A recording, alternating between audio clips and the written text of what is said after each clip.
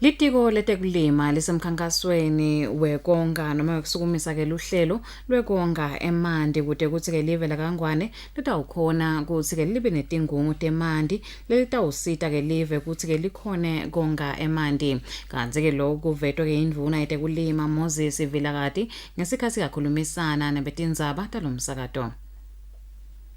Kulandela ukuthi live laKangwane libe nenkinga yekuswelakala kwemanti.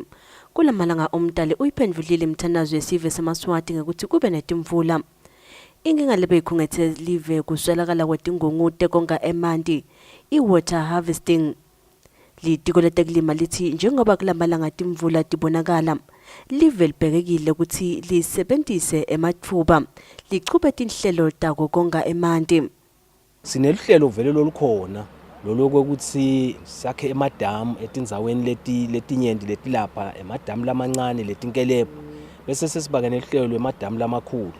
lo letinkelebho nje noma lamadamu lamancane lesithi ngema earth dams utabe licala nje masinyane nyalo nga-2017 lelapho sibambiswe khona ikakhulu i-EU yasiniketa cishe imali lengangabo 30 million yebo ayisiyo letawusebenta wona wodwana 30 million euros. Lolunye kunalolunye luhlelo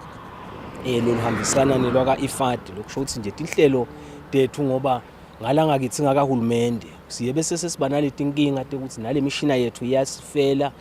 kube bete lapha nabo diesel kube bete nabo yinini kepha ke lokubambisana nalama partners laba lababambisana nalo live siyabonga nje kakhulu lo luhlelo lukhulu silibona ukuthi likhona lapho litasisita khona kuze ukuthi sibambe lamanti ngoba kuyabonakala nje nyalo liyana onke amanti ayahamba ayawushona elwandle kanti kufanele singabe lamanti siyawonga kepha ke siphinze sigcizelele nakubantu ukuthi noma sowedwana lapho la ukhona khona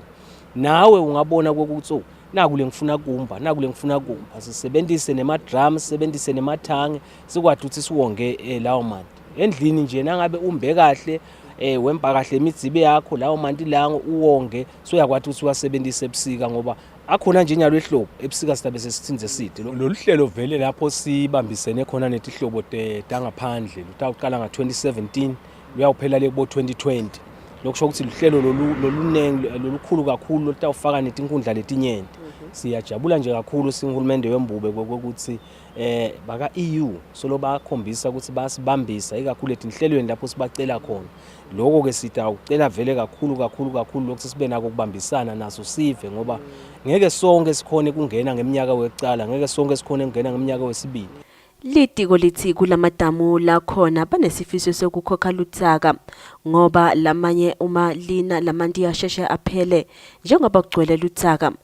Kanzi futhi nahulumende wembube kulamalanga unemsebenzi lomkhulu wemadamu lokungako litiko kanye nenhlangano yaka EU basukumise komthetho lihlelo lakaLuSIP 2 eti intsabene bikapholile Mazia anambongwa Dube eMbabane.